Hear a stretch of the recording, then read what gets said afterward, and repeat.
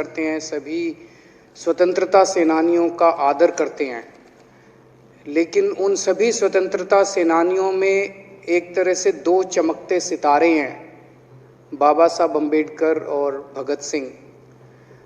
दिल्ली सरकार ने ये निर्णय लिया है कि बाबा साहब अम्बेडकर और भगत सिंह जी की तस्वीरें सभी दिल्ली सरकार के दफ्तरों में लगाई जाएंगी। कुछ दिन पहले पंजाब सरकार ने भी ये निर्णय लिया है कि पंजाब सरकार के भी सभी दफ्तरों में भगत सिंह और बाबा साहब अम्बेडकर की तस्वीरें लगाई जाएंगी। जब से ये ऐलान किया गया है, मैं तो सोच रहा था कि हमारे विपक्ष के साथी इसके ऊपर हमें बधाई देंगे, तारीफ करेंगे कि बहुत अच्छा निर्णय लिया गया। शुक्रिया।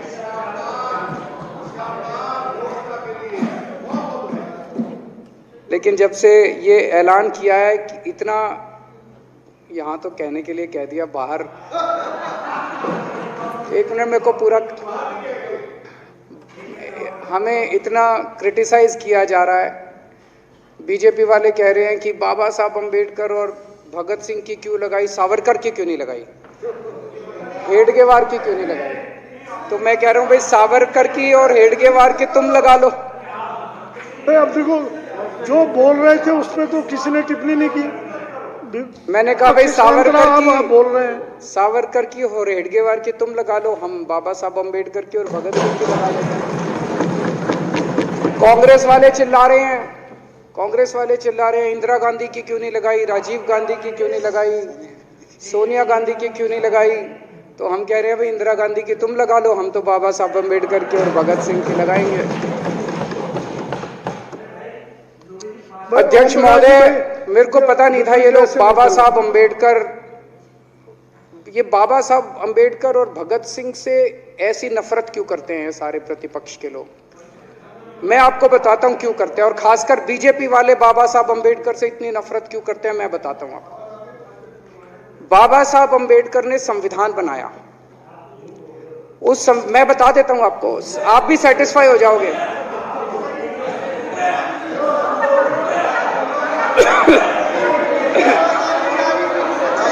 सुन के चले जाना। बाबा साहब का नाम सुनते ही वॉकआउट कर गए। बाबा साहब का नाम भी नहीं सुनना चाहते। बाबा साहब अम्बेडकर का नाम सुनते ही सुन तो लो।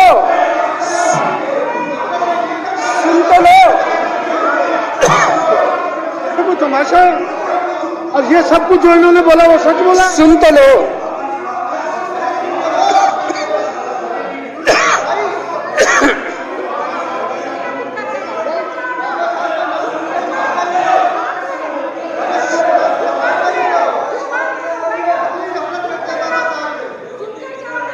बाबा साहब अम्बेडकर ने, सदस्यों से प्रार्थना कर रहा हूं, अध्यक्ष महोदय, बाबा साहब अम्बेडकर ने, मुख्यमंत्री जी बोल रहे हैं, डिस्टर्ब ना करें प्लीज। नहीं, ये कोई तरीका। सत्य कौन बोल रहा था? सत्य क्या बिजुली जी ने बोला? सब आप बैठ जाइए। अब बाबा साहब अम्बेडकर ने देश का संविधान बनाया। संविधान में लिखा उन्होंने कि भारत के अंदर जनतंत्र होगा। इस जनतंत्र के अंदर चुनाव होंगे। चुनाव में जनता वोट डालेगी। वोट डाल के जनता अपनी सरकार चुनेगी। वो सरकार लोगों के सपनों को पूरा करने के लिए काम करेगी। बीजेपी को ये पसंद नहीं है। बीजेपी नहीं चाहती चुनाव हो। बीजेपी चाहती है कि चुनाव खत्म हो जाए। चुनाव होने ही नहीं चाहिए। चुनाव गंदी बात है इनके हिसाब से। चुनाव गलत बात है इनके हिसाब से। एमसीडी के अंदर 15 साल इन्होंने जम के लूटा। लूटने के सारे दुनिया के रिकॉर्ड तोड़ दिए। गिनीज बुक वालों की मीटिंग चल रही है कि भारतीय जनता पार्टी का नाम आने वाला है गिनीज बुक के अंदर एमसीडी का और बीजेपी वालों का। शानदार इन्होंने परफॉर्मेंस किया है। 15 साल के अंदर इन्होंने लूटने में कोई कसर नहीं छोड़ी। लूटने के बाद जब जनता में त्राही त्राही मच गई, लोग दुखी हो गए 15 साल के इनके शासन के बाद, और जनता ने मन बना लिया कि इस बार इनको मजा चखाएंगे और गुस्सा जाहिर करेंगे। चुनाव आयोग ने ऐलान कर दिया कि हम आज शाम को 5 बजे 9 तारीख को 9 मार्च को शाम को 5 बजे आज चुनाव की डेट्स की घोषणा की जाएगी। 4 तारीख को प्रधानमंत्री के दफ्तर से फोन जाता है, चिट्ठी जाती है चुनाव कमिश्नर को, चुनाव रद्द कर दो।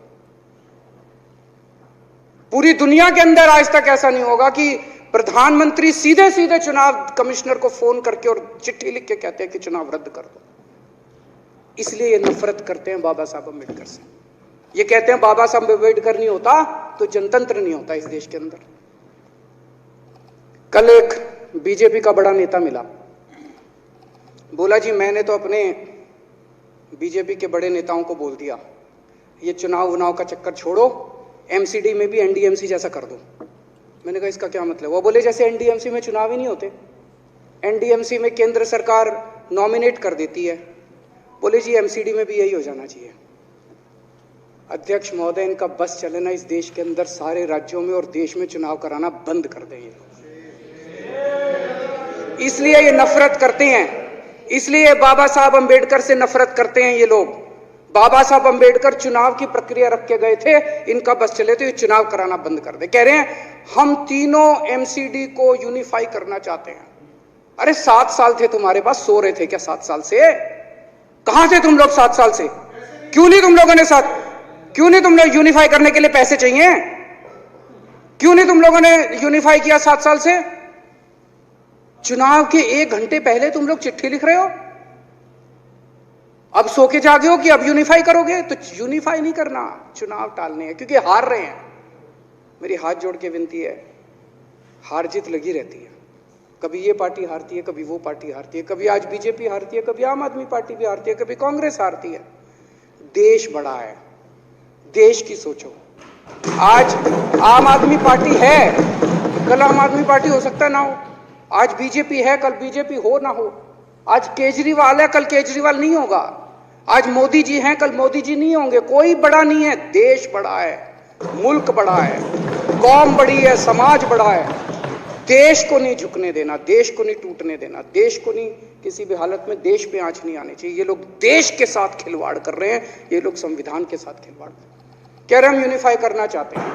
इन्होंने एक चिट्ठी लिख दी चुनाव आयोग को कि हम तीनों एमसीडी को यूनिफाई कर रहे हैं, इसलिए चुनाव टाल दो। चुनाव आयोग ने चुनाव टाल दिया। कल को दिसंबर में गुजरात के चुनाव हो रहे हैं। अब जनता कह रही है ये गुजरात हारेंगे। अब अगर ये गुजरात हारेंगे तो ये 10 दिन पहले चिट्ठी लिख देंगे चुनाव आयोग को कि भाई हम गुजरात को और महाराष्ट्र को एक कर रहे हैं, इसलिए गुजरात के चुनाव टाल दो। गुजरात के चुनाव टल जाएंगे।